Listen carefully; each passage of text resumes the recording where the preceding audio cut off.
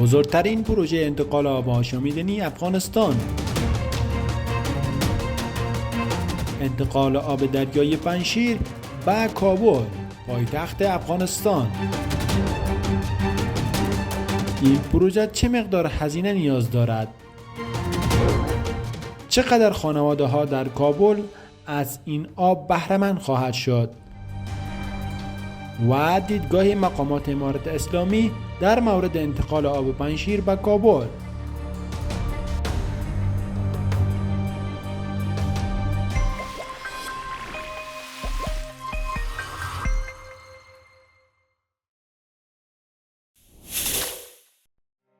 ملا عبداللطیف منصور، سرپرست وزارت انرژی و آب حکومت امارت اسلامی میگوید که پروژه انتقال آب پنجشیر به کابل به زودی آغاز می شود. ملا عبداللطیف منصور در یک نشست خبری در کابل گفت که با اجرای این پروژه چالش آب آشامیدنی صحی در پایتخت رفع خواهد شد. آقای منصور ارزش این پروژه را 400 میلیون دلار آمریکایی اعلان کرده است.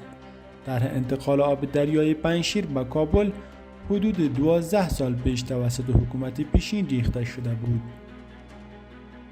سال گذشته و چند روز قبل از سقوط کابل به دست امارت اسلامی، اداره ملی تنظیم امور آب حکومت پیشین اعلان کرد که قرارش پروژه انتقال آب دریای پنجشیر به کابل با کمک مالی بانک توسعه آسیایی تطبیق شود.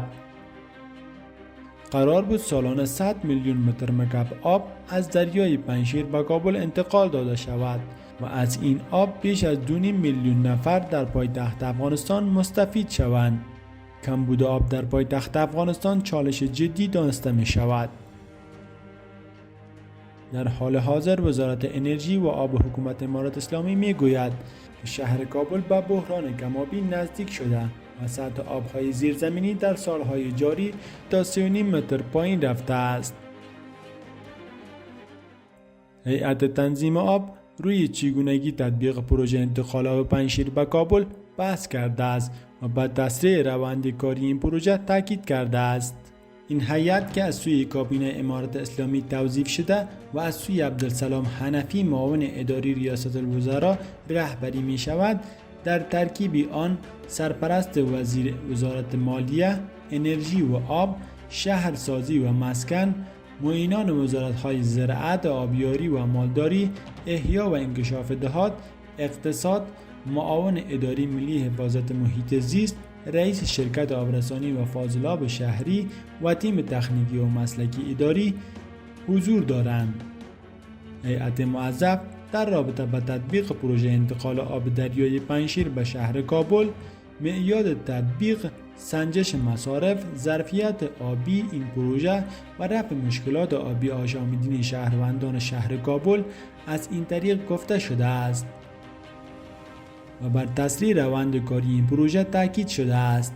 همچنان هیئت موظف روی تنظیم امور آب در کشور، دسترسی مردم به آب آشامیدنی پاک، مشکلات ناشی از تداخل وظیفوی میان وزارت‌های زراعت و مالداری، انرژی و آب، احیا و انکشاف دهات، شرکت آبرسانی و فاضلاب شهری نیز صحبت شده. آقای منصور درباره تطبیق دیگر پروژه‌های وزارت انرژی و آب گفت 80% از پروژه‌های زیربنایی این وزارت توسط خارجی ها تمویل می گردید و اکنون تلاش‌های جدی روی دست است تا از منابع داخلی به همکاری سکتور خصوصی و سرمایه گذاری این پروژه ها تکمیل گردند. وی از جامعه جهانی نیز خواست که پولهای مسدود شده افغانستان را آزاد کنند تا بخش از آن در تطبیق پروژه های عامل منفعه استفاده شود. سرپرست وزارت انرژی و آب از 3 طرح در ارتباط به سرمایه گذاری، انرژی و تولید برق خبر داد و گفت به منظور این طرح‌ها مشکلات تولیدی و تأمین برق در کشور تا حد زیاد حل خواهد شد. وی با اینکه اکنون امنیت سراسری در کشور تأمین است افزوده در حال حاضر زمینه برای تحقق پروژه های زیربنایی و عامل منفعه مساعد می باشد. کابل بدون شک تنها پایتخت جهان است که با سیستم منظم آبرسانی و کانالیزاسیون شهری ندارد. بیشتر باشندگان کابل از خدمات آبرسانی شرکت آبرسانی و کانالیزاسیون شهری افغانستان بی بهره اند.